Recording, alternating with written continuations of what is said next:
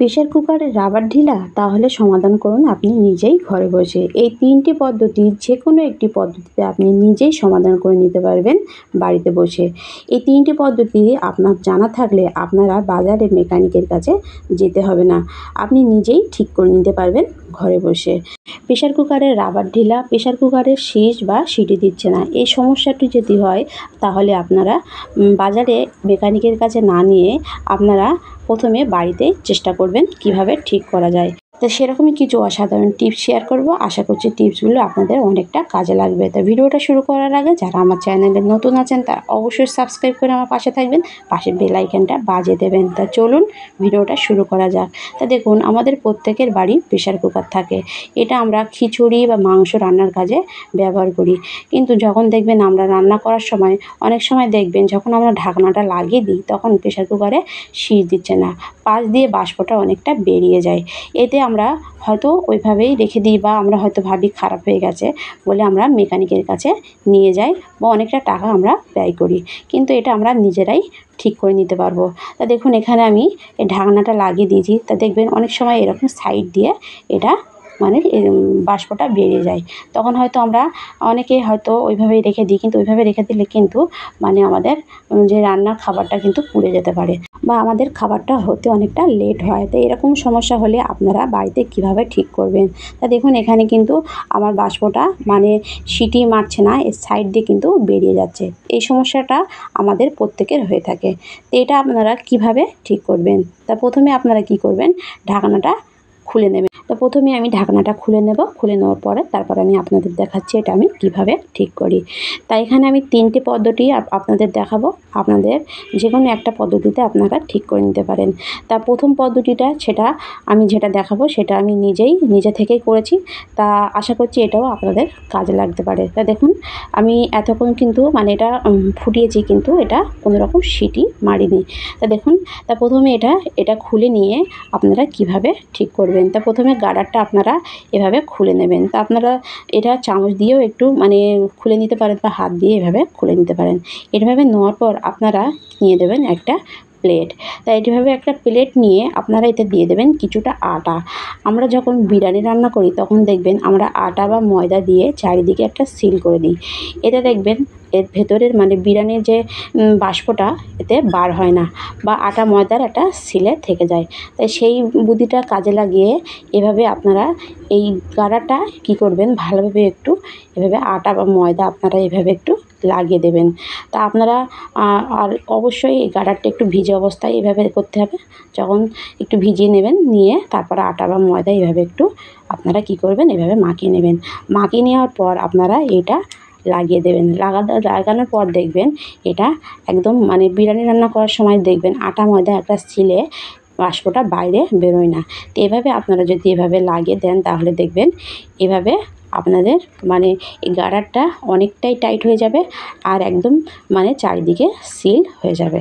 তা দেখুন, এখানে আমি কিন্তু লাগিয়ে দিয়েছি আর দেখুন আমার সিটিটা কত সুন্দরভাবে এখানে প্রথমে সিটি দিচ্ছে, এর আগে কিন্তু এখানে সিটি দেয়নি। তা আপনারা এই পদ্ধতিটাও কাজে লাগাতে পারেন। তো এভাবে আপনারা আটা ময়দা এভাবে একটু মাখিয়ে আপনারা গাড়াটা ঠিক করে নিতে পারেন।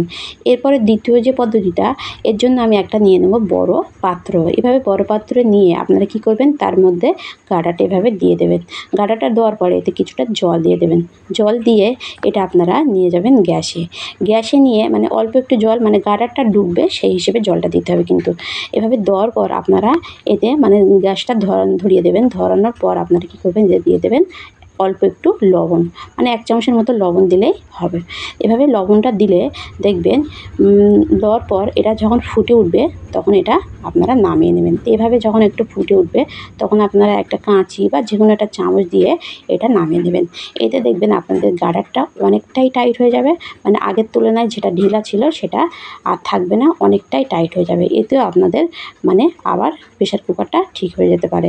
তা মেকানিকের কাছে না নিয়ে এই টিপসগুলো আপনারা অবশ্যই একবার হলে করে দেখুন, তাহলে বুঝতে পারবেন এটা কতটা কাজের। তা দেখুন, এখানটা কিন্তু মানে অনেকটাই আমার গার্ডারটা ঠিক হয়ে গেছে।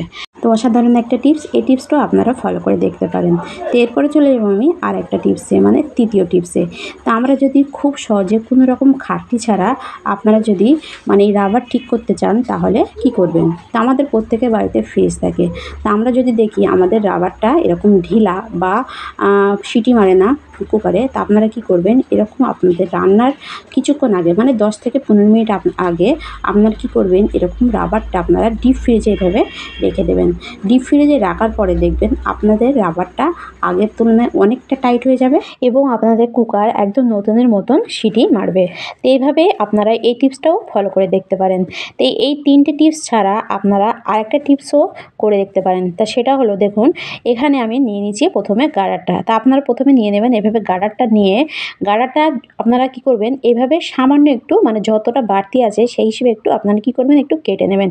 কেটে নিয়ে একটা সুতো দিয়ে দুটো মাথা মানে এক জায়গায় করে আপনারা কি করবেন, একটু সেলাই করে দেবেন। এছাড়া আপনারা যদি না কাটতে চান, এভাবে একটু মানে যতটা বাড়তি থাকবে সেভাবে এভাবে একটু ধরে আপনারা কি করবেন, সুতো দিয়ে এভাবে একটু মানে একটু বেঁধে দেবেন। তাহলে দেখবেন এটাও অনেকটা ছোট হয়ে যাবে। তা আপনারা যদি কাটতে চান, এটা আমার মতে না কাটাই ভালো, কেননা এটা অনেকটা রিস্ক হয়ে যাবে। তা আপনারা চাইলে এইভাবে বেঁধেও নিতে পারেন। তা না কেটে আপনারা এভাবে বেঁধেও আপনাদের কুকারে লাগিয়ে আপনারা রান্না করতে পারেন। এতেও দেখবেন গার্ডারটা অনেকটাই টাইট থাকবে এবং আপনারা খুব সুন্দরভাবে রান্নাটা করে নিতে পারেন। তো এই টিপসটাও আপনারা করে দেখুন, আশা করছি এটাও আপনাদের অনেকটা কাজে লাগবে। তা সিটি মারার ক্ষেত্রে শুধু গার্ডার না, আরও অনেক কারণেও সিটিটা আটকে যায়। তা সেগুলো আমাদের প্রত্যেকের জানা উচিত, না হলে যে কোনো সময় একটা মানে যে কোনো সময় আমাদের একটা বিপদ হয়ে যেতে পারে। তা দেখুন আমরা যখন রান্না করি, রান্না করার সময় দেখবেন তরকারির যে তেল মশলা উঠে অনেক সময় দেখবেন এই যে ঢাকনার যে নখটা থাকে, এই নখের ছিদ্রগুলো অনেকটা জাম হয়ে যায়, যার জন্য দেখবেন ভেতরের বাষ্পটা অনেকটা বেরিয়ে আসতে চায় না এবং আটকে যায়। হয়তো আমরা ভাবি যে কুকারটা খারাপ হয়ে গেছে, কিন্তু এই ছোট ছোট কারণের জন্য হয়তো বাষ্পটা বেরিয়ে আসে না। এতে দেখবেন অনেক সময় আমাদের একটা যে কোনো সময় একটা বিপদও হয়ে যেতে পারে। তা আমরা যদি এটা বাড়িতে বসেই ঠিক করতে পারি, তা আপনারা কীভাবে ঠিক করবেন? আপনারা নিয়ে নেবেন একটা কাঠি। তো এভাবে একটা কাঠি নিয়ে আপনারা কি করবেন, নখের যে ছিদ্রগুলো থাকে এভাবে ছিদ্রের মধ্যে ঢুকিয়ে আপনারা যদি এ মাথা থেকে এ মাথা এইভাবে যদি ঢোকান, তাহলে দেখবেন এর ভেতরে যদি কোনো মানে ময়লা বা কোনো রকম কিছু আটকে থাকে, তাহলে দেখবেন খুব সুন্দরভাবে এগুলো বার হয়ে যাবে আর এটা পুরোটা ঠিক হয়ে যাবে। তো দেখুন এখানে আমি কুকারের যে নখটা ছিল, নখের মধ্যে দেখুন কতটা ময়লা জমে আছে। তো এভাবে আপনারা আপনাদের কুকারের নখের মধ্যে এভাবে একটু সামান্য কাঠি দিয়ে এভাবে নখের মানে ময়লাগুলো পরিষ্কার করবেন। এতে দেখবেন আপনাদের কুকারটা খুব সুন্দরভাবে সিটি মারবে, কোনো রকম ঝামেলা মানে বাধা ছাড়া। তো এভাবে আপনারা চাইলে বাড়িতে বসেই আপনারা 1 মিনিটে আপনাদের কুকারের ঢাকনা, এই যে নখ বলুন বা গার্ডার বলুন, আপনারা খুব সহজে ঠিক করে নিতে পারেন। তা মেকানিকের কাছে না গিয়ে আপনারা এই ছোট ছোট টিপস আপনারা বাড়িতে বসেই আপনারা করে দেখতে পারেন। তা ভিডিওটি পর্যন্ত ভালো লাগলে লাইক কমেন্ট শেয়ার করতে ভুলবেন না। বাই।